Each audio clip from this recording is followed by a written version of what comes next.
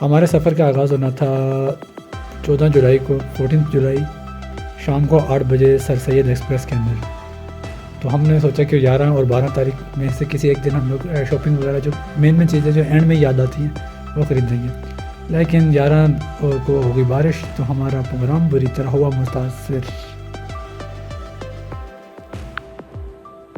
बारिश तो बस हल्की सी हुई थी। जाने कहते हैं कि जब कम बारिश आती है तो कम पानी आता है, जब ज़्यादा बारिश होती है तो फिर ज़्यादा पानी आता है। फिर ये तो होगा, बच्चे तो नहाएंगे भाई। काफ़ी अर्से के बाद पानी आया। क्यों हुआ कि 12 जुलाई को बारिश नहीं हुई, 13 जुलाई को हल्का फुल्का बूंदाबांदी हुई। हमें मौका मिल गया शॉपिंग का। ये कैंट स्टेशन है, यहाँ से हमने रावलपिंडी के लिए सफ़र करना है। कराची से रावलपिंडी सर सैयद एक्सप्रेस के अंदर 24 घंटे का सफ़र है। तो कोरोना की वजह से पार्किंग इन्होंने बंद की हुई थी, तो बाहर हमें रोड पर उतरना पड़ा। जब हम टिकटें लेने गए थे तो उसको टिकटें मिल नहीं रही थी, लेकिन जब हम ट्रेन में बैठे काफ़ी सारी सीटें खाली थी इसमें। पता नहीं क्या चल रहा है।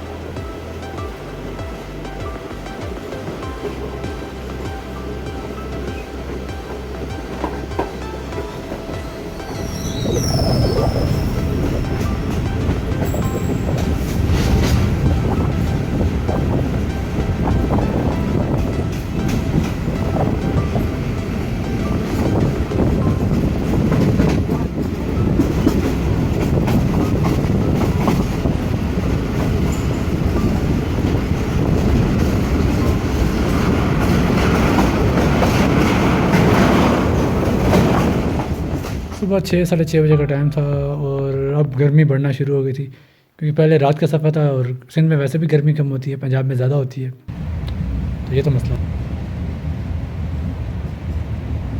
थोड़ा साउंड ज़रा चेक करें इसका, कैसा आपको फील होता है।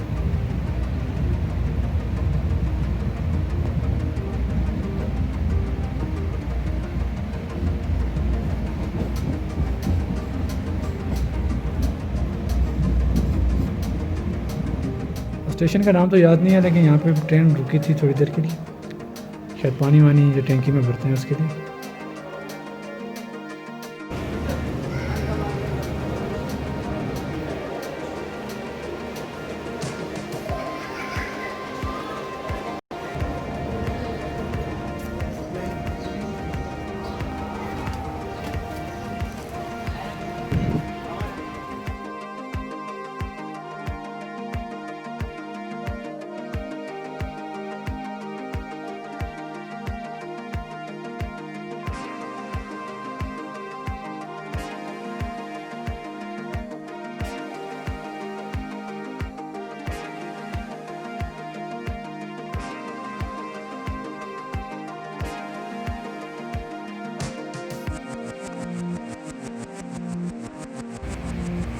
आम के बाग, आम के बाग तो कहना तौहीन होगा, आम के बागात कहना सही होगा।